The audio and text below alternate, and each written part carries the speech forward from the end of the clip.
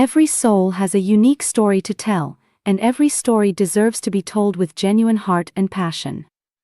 Connect with the deep emotions that truly matter in this journey through life's highs and lows.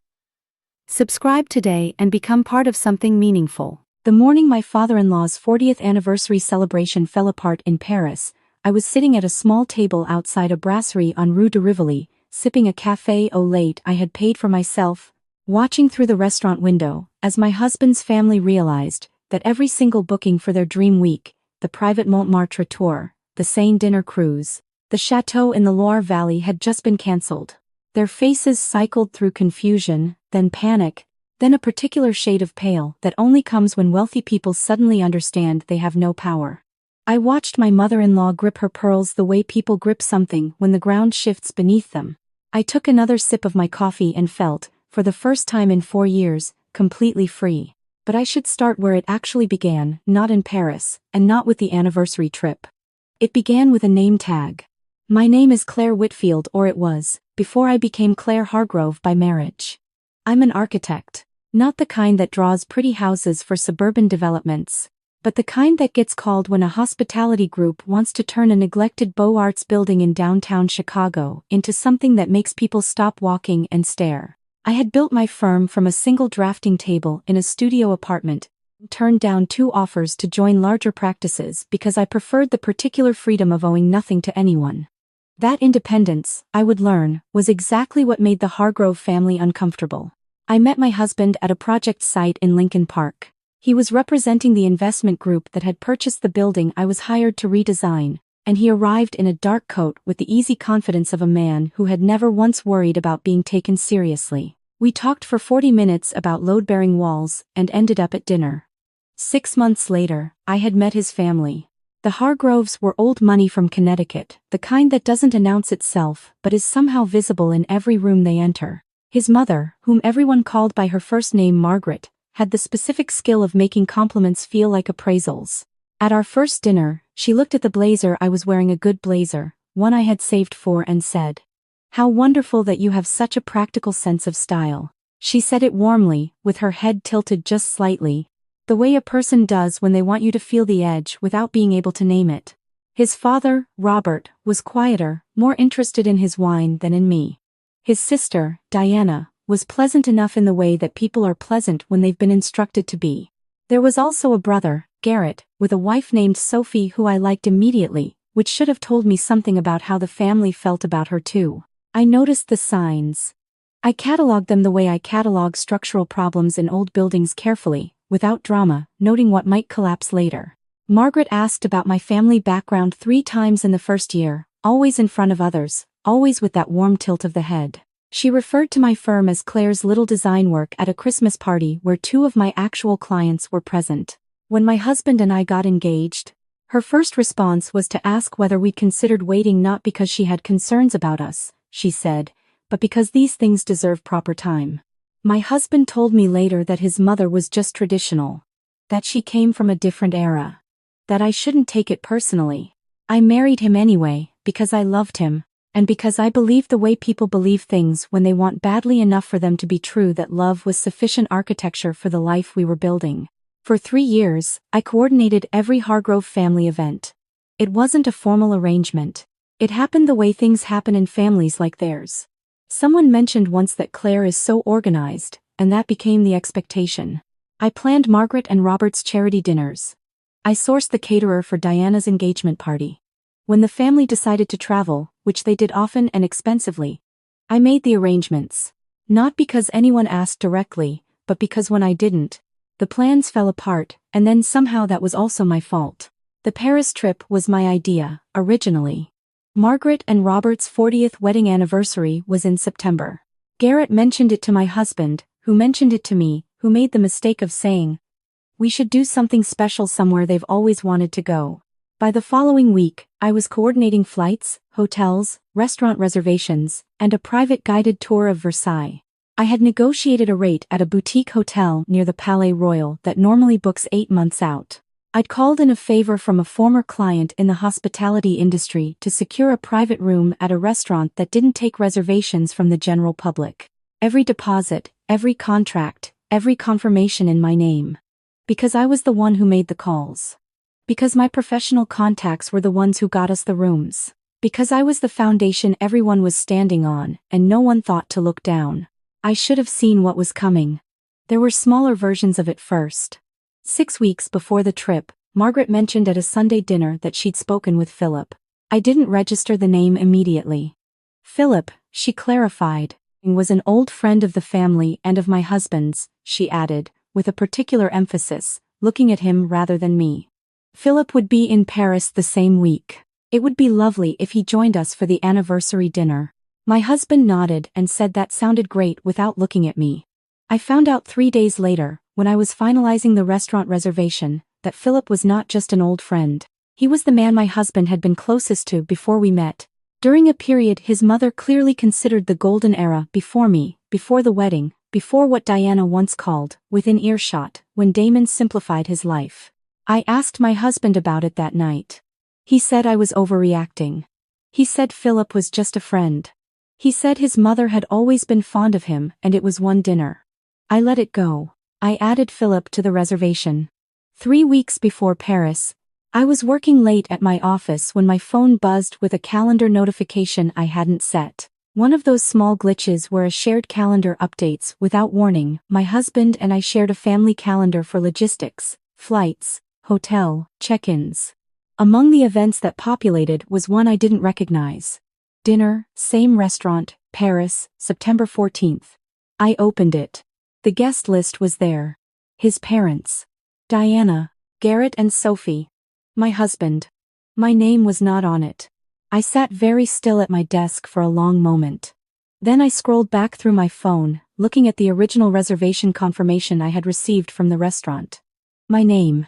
My contact information, my credit card on file as the guarantee.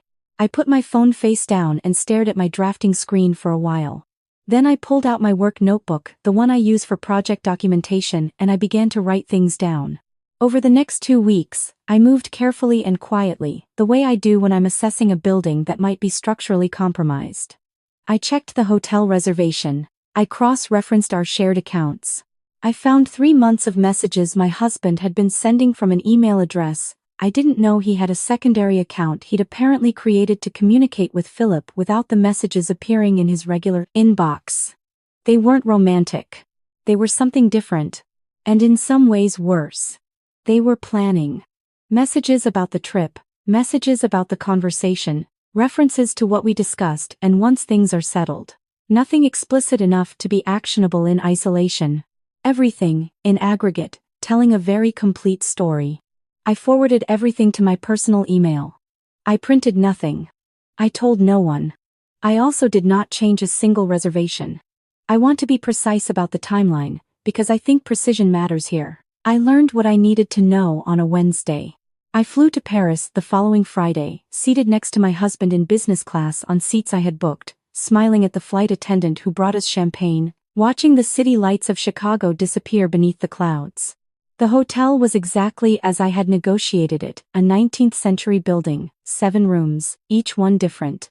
The kind of place that doesn't advertise because it doesn't need to. The staff knew my name at check-in. The Hargroves arrived on the afternoon of the second day, and Margaret walked into the lobby and looked around with the expression of someone revising an expectation upward. "Claire, this is just charming," she said, air-kissing near both my cheeks. "However, did you find it?"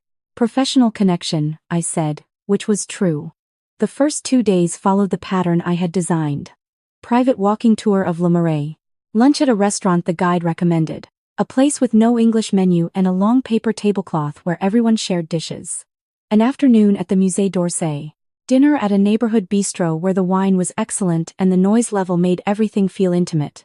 I watched. I paid attention. The way Margaret touched my husband's arm when she spoke to him, turning her body slightly away from me. The way the family settled into conversations about people I had never met, closing into formation the way they always did, with that specific fluency of a group that has its own language. I was an observer at my own anniversary celebration, or rather, at their anniversary celebration, which I had organized and funded and was now apparently scheduled to be absent from. Philip arrived on day 3. He was tall, well-dressed, with the easy manner of someone accustomed to being welcomed. He had met everyone, apparently, at some point before me. He called Margaret by her first name. He and Robert talked about a sailing trip they'd taken 15 years ago. At dinner, he sat between my husband and Diana, and the table had the relaxed quality of a group that had reached its natural arrangement. I sat at the end, next to Sophie, who looked at me once during the appetizers with an expression I recognized. She'd been at the end of the table too, in her own way, for years. That night, I lay awake and stared at the ceiling of our room for a long time. My husband fell asleep easily, the way people do when they have nothing unresolved. I thought about the restaurant reservation for the anniversary dinner, 2 days away. I thought about the name on the calendar invite that was not mine. I thought about the hotel contract, the Loire Valley château booking, the same cruise reservation, the car service scheduled for the airport return, all of which bore my name, my signature, my card number. I thought about what it meant to be the foundation that everyone stood on without looking down. Then I got up, made myself a cup of tea using the electric kettle the hotel had thoughtfully placed in the room, sat at the small writing desk by the window with a view of the courtyard, and opened my laptop. I worked quietly for 2 hours. When I was finished, I closed the laptop, finished my tea, and went back to sleep. The morning of the anniversary dinner, I told my husband I had some things to handle for the reservation, and would meet the family at the restaurant. He nodded and said sounds good and went back to reading his phone. I kissed him on the cheek, a gesture that felt, even as I made it, like the last time I would make it, and left. I went to the restaurant first. It was a private room on the second floor, the kind with windows that looked out over the rooftops and candles already placed on every table, even at noon. The manager, a precise and gracious woman named Isabel, had worked with one of my previous clients and remembered me from a reference call I had made 6 months earlier. I explained, calmly and professionally, that there had been a change in the reservation. There would be a new payment arrangement. I provided the documentation, the original contract with my name, the email chain confirming my guarantee, the contact information for my firm. I asked her to process the adjustment I had already initiated online the previous night. She looked at me for a moment with an expression that was not quite surprise, more like the recognition of someone who has seen this kind of situation before and respects the composure of the person handling it. "Everything will be as you've arranged, Madam Whitfield," she said. From the restaurant, I went to the hotel and completed a second adjustment, also initiated the night before, also processed cleanly, given that the reservation was in my name. The concierge, a young man named Edouard who had been unfailingly helpful all week, confirmed it without ceremony. Then I went to the brasserie on Rue de Rivoli, ordered a café au lait, and opened my book. My phone started buzzing 43 minutes later. The first message was from my husband. "Where are you? The restaurant says there's a problem with the reservation." Then, "Call me." Then, "Claire, what is going on? Isabel is saying the guarantee has been reversed." Then, in a different register, "We need to talk about this. Whatever you think you know." I turned my phone face down on the table and finished the chapter I was reading. I could see the restaurant window from where I was sitting. I watched as, one by one, the family emerged onto the sidewalk. Margaret with her hand on Robert's arm, not in the anniversary celebration way but in the steadying way. Diana on her phone. Garrett looking around the street in the way people do when they are trying to locate something solid. My husband standing slightly apart from the others, scanning the cafe terraces across the street. He saw me. I watched him cross toward me, and I closed my book and set it on the table, and folded my hands. "What did you do?" he said when he reached me. It wasn't quite a question. "I adjusted the reservation," I said. "And the hotel, and the Loire Valley Château, and the Seine cruise, and the car service to the airport." He sat down across from me without being invited, which was a habit I had mentioned once and then stopped mentioning. "You need to call Isabel right now and fix this. My parents are standing on a sidewalk." "I know," I said. "This is their anniversary, Claire." "I know that too." I looked at him. "I also know that the dinner reservation your mother made on the family calendar did not include my name. The same calendar that also has an event called The Conversation, scheduled for after dinner, with a note that says Damon confirms, Philip present." I watched his expression. "I'm an architect. I read structures. When I see something load-bearing missing from a plan, I notice." He was quiet. "I also read the emails from your secondary account," I continued. "I want you to understand that I'm not saying any of this with anger. I'm saying it so that we're both clear about what I know, and so there are no conversations later where anyone claims to be surprised. His voice, when it came, had lost the particular quality it usually had, the ease of someone accustomed to being the one who sets the tone. Those were private, he said. Yes. So was my name being removed from the dinner reservation that I organized, paid the deposit for, and secured through a professional favor. I picked up my cup. I learned it from the best, I think. Your family is very good at adjusting arrangements to suit themselves. Across the street, I could see his mother speaking to Isabel in the restaurant doorway. I recognized the posture, straight spine, one hand gesturing, the tone that expected compliance. Isabel, who had been in the Parisian hospitality industry for 20 years and had the serene immovability of someone who had seen everything, was listening politely and saying very little. My parents are going to be humiliated, my husband said. They were going to humiliate me, I said. That was the plan, wasn't it? A very public conversation, with Philip present for support, about how we've grown apart. Framed as mutual, witnessed by the whole family, so the narrative was set before I could offer a different one. I paused. I've been to enough project meetings to recognize a presentation designed to leave one party with no options. He didn't deny it. That, more than anything else, was the thing I filed away, not the anger, not the planning, but the absence of denial. The hotel situation, he said finally. We don't have if the guarantee is reversed. They'll need another card on file by tonight. I know. I said. You'll need to provide one. Any of you can do that. The hotel is perfectly reasonable. Edouard is very helpful. I've also left my review for the property, which I've been meaning to do 5 stars, genuinely. The room is beautiful. He looked at me for a long moment. What do you want, Claire? It was the same question, I thought. That they always eventually asked, the assumption that what was driving me was a want that could be named and met and used as a negotiating chip.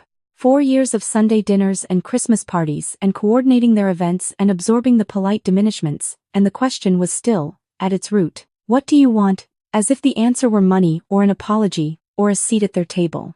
I want to finish my coffee, I said. And then I want to take a walk through the Tuileries, because it's a beautiful afternoon and I've been in Paris all week managing logistics and I haven't actually been to the Tuileries yet. I looked at him steadily. After that, I want a divorce. I want it processed cleanly, with a fair division of what we built together.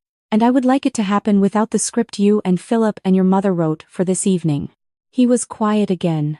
Across the street, Robert had joined Margaret and Isabel. Philip was standing to one side, hands in his coat pockets, looking at his phone with the careful neutrality of someone who is trying not to appear to be witnessing what he is witnessing. You could have just talked to me, my husband said. You had 3 months of emails in an account you didn't tell me about, I replied. At some point, the conversation was closed from your side. He left eventually. I watched him cross back to the sidewalk and speak to his parents. I watched Margaret's face go through several phases, ending in the particular compression of a woman who is furious but aware of the pedestrians around her. I watched Garrett say something to Sophie, who glanced across the street toward me with an expression that was not unsympathetic. I finished my coffee. I paid for it. I walked through the Tuileries for almost 2 hours, which was exactly as beautiful as I had hoped. That evening I moved to a different hotel, a room I had booked for myself 3 days earlier, quietly, on a separate card, and ordered dinner from room service and watched the lights of Paris from a window that was entirely mine. My phone continued to receive messages. My father-in-law sent one that said this was actionable and his attorneys would be in contact. Diana sent several, including one that called me vindictive and one that called me calculating, which I noted were somewhat contradictory characterizations. My mother-in-law sent a single message that read, simply, I always knew this would be a problem. Which was, in its way, the most honest thing she had ever said to me. Sophie sent a message that said only, good for you. Seriously. I responded to Sophie. No one else. The flight home was on a ticket I had booked separately, 2 days before, once I understood what the calendar invite meant. I sat in my seat with a glass of sparkling water and watched Paris fall away beneath the clouds and thought about load-bearing structures, which ones hold weight, which ones only appear to, and what it means to finally stop being the invisible support in a building designed to keep you out of the rooms. The divorce took 7 months. My husband, without the theatrical framing of the Paris dinner and without the leverage of a prescripted narrative, proved to be more straightforward in negotiation than his family had trained him to be. We divided what we had built. I kept my firm, which had always been mine. I kept the apartment in Lincoln Park, which I had purchased before we married. I kept my professional contacts, my reputation, and the particular confidence that comes from understanding that you were never actually dependent on the acceptance of people who had already decided not to give it. There was a piece in a Chicago architecture magazine the following spring about a boutique hotel project. I'd completed a former industrial building in the West Loop that I'd turned into something people drove past slowly to look at. The profile mentioned my firm, my background, the projects I'd completed.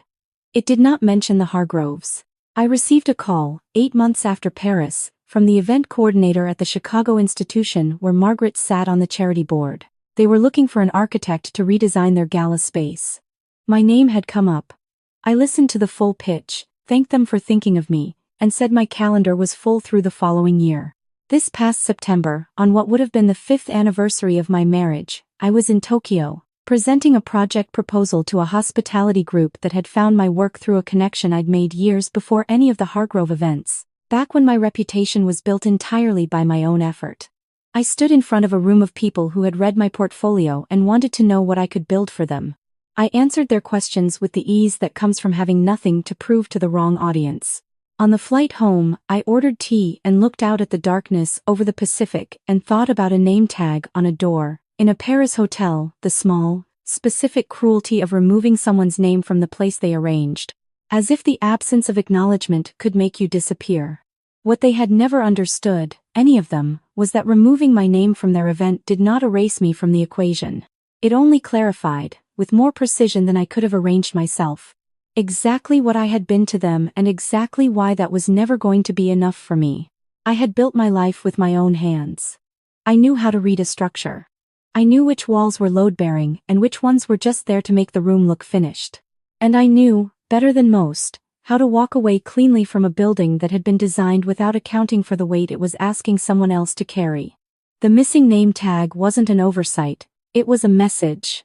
And I answered it the only way I knew how, with the same precision and quiet competence I brought to everything I built. Not with noise. Not with drama. With documentation, planning, and the particular satisfaction of a person who understands that the most powerful response to being erased is simply to make sure they cannot function without you and then to leave anyway.